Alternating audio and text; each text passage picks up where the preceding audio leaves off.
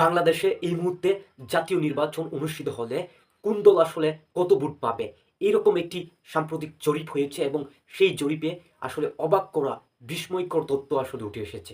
সেই জরিপে বাংলাদেশের ছাত্রদের যে একটা দল এনসিপি, ন্যাশনাল সিটিজেন পার্টি, সেই বাংলাদেশের ছাত্রদের যে দলটা জাতীয় নাগরিক পার্টি, সেই দলটার এগেনস্টে একটা অবাক করা তথ্য উঠে এসেছে এবং সেই দলটা কি আসলে সরকার গঠন করতে পারবে। এই যে হাসনাত আবদুল্লাহ সার্জিস নাহিদরা যে দলটি আসলে গঠন করেছে সেই দলটি বিশেষ করে সেই দলটির সম্পর্কে একটা নেগেটিভ একটা আসলে তথ্য উঠে এসেছে। আমরা যদি একটু দেখি, তো এই যে জরিপটা এটা আসলে একটা বেসরকারি উন্নয়ন গবেষণা ও প্রকল্প ব্যবস্থাপনা সংস্থা ইনোভেশন কনসাল্টিং একটি সংস্থা, সেই সংস্থা আসলে সাম্প্রতিক এই জরিপটি করেছে। তো এই জরিপটার ফলাফল আসলে 8ই মার্চ দুপুরে রাজধানীর দ্য ডেইলি স্টার সেন্টারে এক সংবাদ সম্মেলনে এই জরিপের ফলাফল আসলে উপস্থাপন করা হয় এবং এই জরিপটা আসলে শুরু হয়েছিল 64 জেলায় আসলে জরিপটা করা হয় এবং 64 জেলায় আসলে শুরু হয়েছিল 19 ফেব্রুয়ারি থেকে 3 মার্চ পর্যন্ত এই জরিপটা হয়েছে এবং এই জরিপে এক অবাক করা তথ্য উঠে এসেছে এবং এই জরিপে আসলে সবথেকে আসলে বেশি ভোট আসলে যারা পাবে, বেশি ভোট পাবে বাংলাদেশের এই মুহূর্তে একটা বড় দল বাংলাদেশের যেটা আসলে বিএনপি, তারা আসলে 41.7% আসলে ভোট পাবে, তারাই সর্বোচ্চ বেশি ভোট পাবে এবং তারাই আসলে সরকার গঠন করতে পারবে।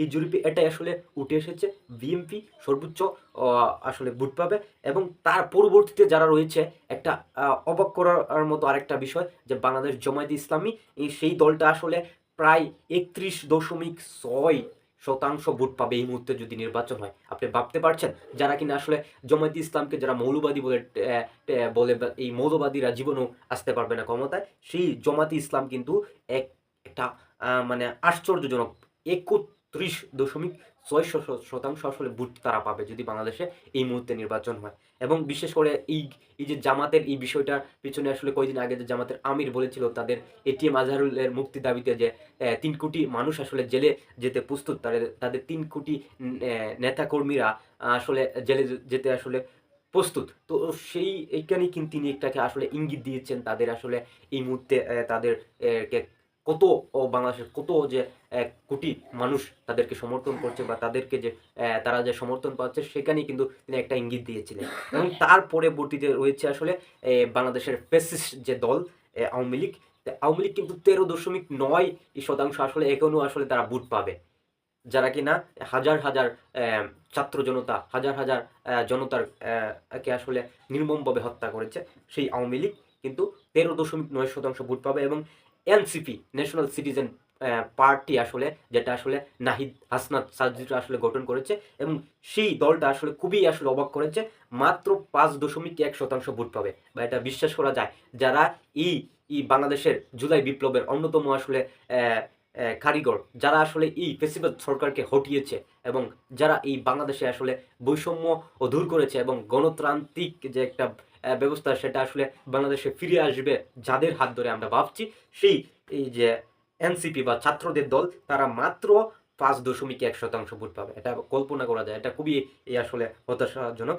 এবং ইসলামী আন্দোলন বাংলাদেশ, তারা 2.6% ভোট পাবে এবং জাতীয় পার্টি আসলে জাপা, তারা আসলে 1% ভোট পাবে এবং গণ অধিকার পরিষদ, যে আমরা নুরুল হক নূরের জানি, তো সেটা আসলে 0 ভোট পাবে, তারা কোনো ভোটই পাবে না।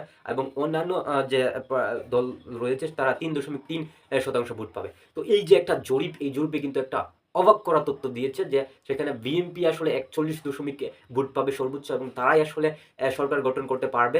এবং যারা এই জুলাই বিপ্লবের অন্যতম কারিগর বা জুলাই বিপ্লব যারা ঘটিয়েছে, যারা এই হাসিনাকে, ফ্যাসিস্ট হাসিনাকে হটিয়েছে, তারা মাত্র 5.1% ভোট পাবে। এটা কি মেনে নেওয়া যায়?